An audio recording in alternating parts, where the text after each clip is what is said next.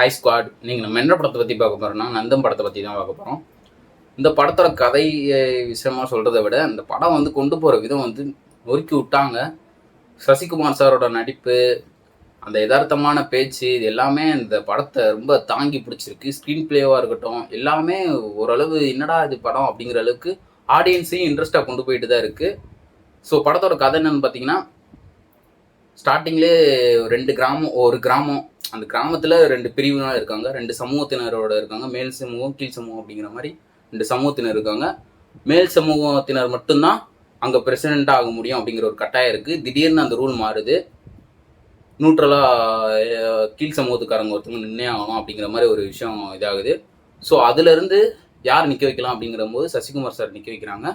So அவர் என்ன பண்ணார், இந்த கிராமத்துக்கு என்ன பண்ணார், ஸோ அவருக்கு என்ன மாதிரி விஷயம் நடந்துச்சு, அவர் எதனால பிரசிடென்ட் ஆகிறாரு, எதனால ராஜினாமா பண்ணுறாரு, எதனால திருப்பி பிரசிடென்ட் ஆக ட்ரை பண்ணுறாரு அப்படிங்கிறதையும் இந்த படத்தில் ரொம்ப அழகாக காமிச்சிருக்காங்க. மேல் சமூகத்துக்காரங்க கீழ் சமூகத்துக்காரங்க எப்படி அமுக்குறாங்க, அதுலேருந்து கீழ் சமூகத்துக்காரங்க எப்படி மேலே மூவ் ஆகுறாங்கிறத இந்த படத்தில் ரொம்ப அழகாக காமிச்சிருப்பாங்க.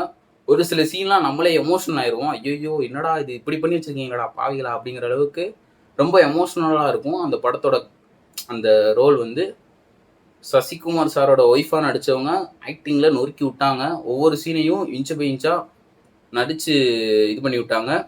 நம்ம சமுத்திரக்கனியனை எப்பயும் போல் இதே படத்துக்கு இதே ரோலை சசிகுமார் சார் இருந்தாலே சமுத்திரக்கனியன் இருப்பாருங்கிறத எந்த ஒரு ஆட்சேபனும் இல்லை. அது இந்த படம் அப்படியே கன்ஃபார்ம் ஆயிடுச்சு. அவர் என்ன மாதிரி ரோல் பண்ணுறாரு, அவர் கதை எப்படி அடுத்த கட்டத்துக்கு கொண்டு போகிறாருங்கிறதையும் அந்த படத்தில் ரொம்ப அழகாக காமிச்சிருக்காங்க. படத்தோட பெரிய விஷயம் நான் என்ன பார்க்குறேன்னா, ஸ்டார்டிங்லேயே செருப்பு வச்சு அந்த ஒவ்வொருத்தவங்க பேசுகிற விதத்தையும், அந்த செருப்பு என்ன மாதிரி விஷயம் காட்டுது அப்படிங்கிறதையும் ரொம்ப அழகாக காமிச்சிருப்பாங்க. ஸ்டார்டிங்கில் என்ன சீன் காமிக்கிறாங்களோ அதே சீனை எண்டிங்கில் வச்சு எந்த செருப்பு வச்சு காமிச்சிட்டாங்களோ அதே செருப்பு வச்சு முடிச்சிருப்பாங்க. அந்தளவு படம் நொறுக்கி விட்டுருச்சு.